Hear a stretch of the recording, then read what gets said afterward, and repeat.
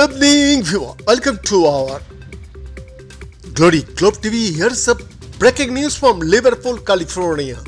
After generations of trying to produce the power of a star on Earth, a successful nuclear fusion ignition happened in the middle of a December night and was over in 20 billionths of a second.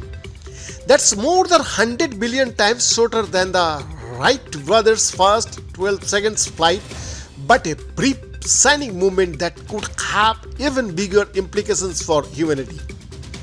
But while the science teams at Lawrence Livermore National Laboratory are still buzzing over the Wright brothers moment, we only remember that name because their third flight stayed in the sky for 39 minutes. The nuclear fusion reaction must be repeated, extended and scaled before the comparison stakes, and the race is on to make it work. But that's what makes it so exciting, right? Lead scientist Tammy Ma told CNN the potential is so great for clean, abundant, limitless, affordable energy. It will be tough. It won't be easy, but it is worth doing. Ma's office is a giant box of lasers the size of 3 football fields in the corner of a 7,000-acre lab in the Livermore, running across the soaring white ceilings are miles of skewer tubes welding 192 of the most energetic lasers in the world, all snacking towards a round room at the center.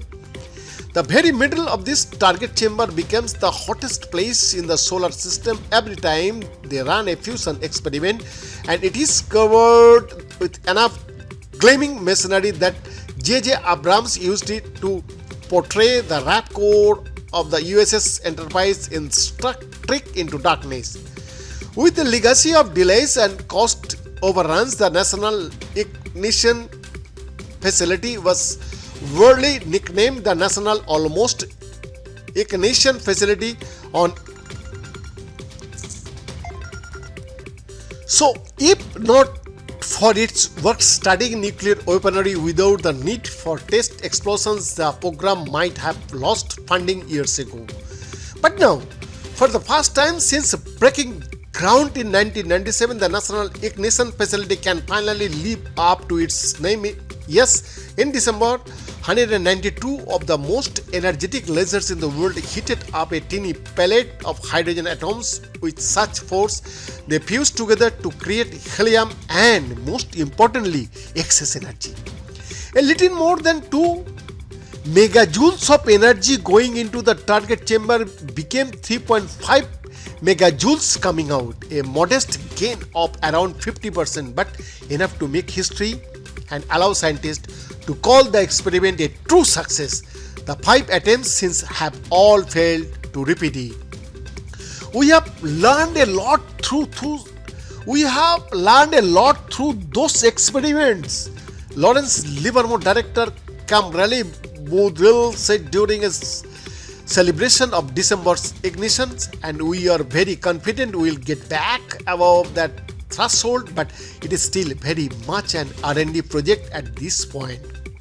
While some of the failed suits used less power than the successful one, others were unable to recreate the precision of the diamond capsules used to hold the hydrogen atoms. We made a number of modifications to try to compensate for the fact that the capsules were not perfect, and some of those worked better than others, Boudreau said, and so the hope is always there. But if you look at the history of experiments that we have done, very small changes on the input bring very large changes in a yield on the output side.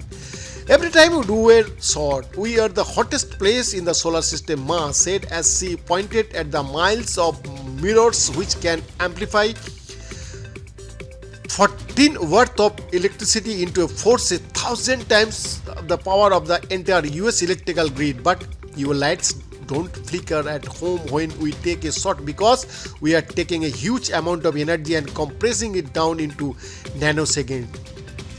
The facility was all built with 20-year-old technology, and Ma said that if they were to rebuild it today or build a legitimate nuclear fusion power plant, you would use new technology that is a lot more efficient, could shoot at much higher rates with higher efficiency and very high precision. So far, the nuclear fusion field has been mainly divided into those that use lasers to spark ignition like a series of firecrackers and those that deploy magnets strong enough to lift an aircraft carrier to control streams of plasma flowing around a donut-shaped machine called a tokamak. In 2021, scientists working near Oxford used the magnet method to generate a record-breaking amount of sustained energy for 5 seconds. In 10 years, they will be where we were 10 years ago. Bruno van Wintergram, NIF's operations manager, said a sign of how competitive the growing fusion race is becoming. Even before December's successful shot, private investment in fusion technology tripled in 2021 with dozens of startups trying to tackle fusion's infinite challenges in novel ways. One Vancouver startup is attempting to harness a whirlpool of liquid metal to control neutrons, while alumni of the Lawrence Livermore Lab have spun up an idea for small modular fusion reactors and count Bill Gates and Shell Oil as investors.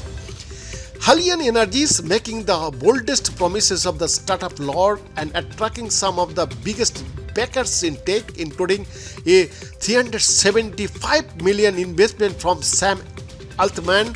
The CEO of Open Halion claims its prototype, the shape of huge dumbbell, will fire plasma rings at 1,000,000 miles an hour and demonstrate the ability to produce electricity through fusion by next year.